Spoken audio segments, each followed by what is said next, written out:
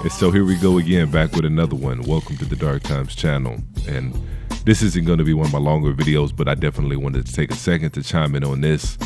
My man Luka had to sit there in the press conference and listen to somebody's corn hub that they forgot to turn off. These press conferences are getting out of control. I'm going to go ahead and let y'all take a listen to this. I think we showed the ball really well. We're not contesting shots. We're open shots. And I just started sharing the ball and it was great. Why do you think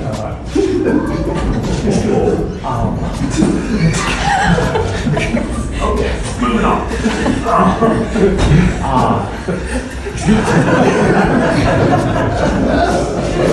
That's not life.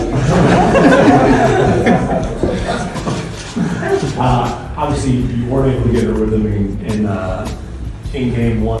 And so somebody was definitely out of line for that one. I know a lot of times in these press conferences, these reporters and these beat writers use their phones as tape recorders, and so it looks like they just forgot to turn off the corn hub. But with that being said, the Dallas Mavericks got the W. And I think Jason Kidd is finally on to something that he should have done at the beginning of the season, which is taking the ball out of Luka's hands. Not completely, but splitting it up between him and Kyrie Irving. You have one of the best ball handlers of all time. Not just in the NBA today, but you have one of the best ball handlers of all time. Some even consider Kyrie to be the best ball handler of all time, and I would have to agree. And so why wouldn't you want to put the ball in Kyrie Irving's hands more? And this move, or this sudden change in philosophy from Jason Kidd as far as taking Luka off the ball and having Kyrie handle a little bit more of the responsibilities, a little bit more of the ball handling responsibilities, comes on the heel of this article coming out of a coach that's unnamed. And I don't like that. I don't like when alleged coaches, when they have this anonymous deal where coaches don't put their name on it. If they're going to say something like this, at least put your name on it, but you know they're not going to do that. But allegedly, a coach from the Dallas Mavericks had this to say as it pertains to Luka Doncic. One veteran assistant coach, underscoring the ball dominance issue, said, "You almost sense a sigh of relief among Doncic's teammates when he checks out of the game, because it opens up a little bit more freedom for others to make plays. It's a sense of, hey, now we got to play," the coach said. "It's difficult to have any rhythm if you're not touching the ball. And when Doncic is off the floor, it's a chance for these teammates to show we don't have to depend on him." Regardless if this was actually said by a coach, there's obviously a level of truth to that. And this is the same reason that Kobe Bryant told Harden that he could not win a championship playing the kind of ball that he was playing.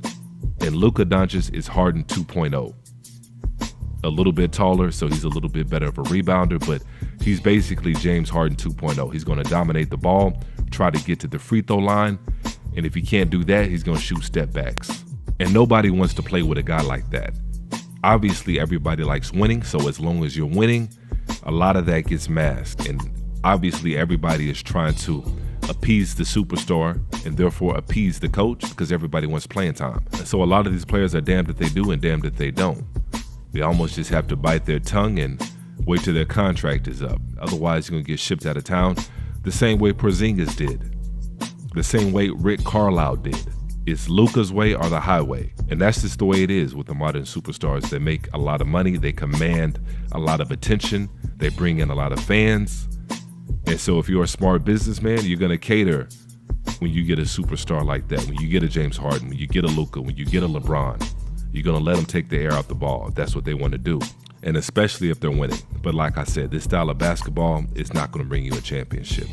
And teams that are just relying on mainly one or two guys to run the offense are getting exposed in these playoffs. The Nuggets are getting exposed. The Mavericks, they were getting exposed until they switched it up. The Suns, they were getting exposed playing that ISO ball. It's the teams that are spreading it around and are making it difficult on defenses to key in on any particular player.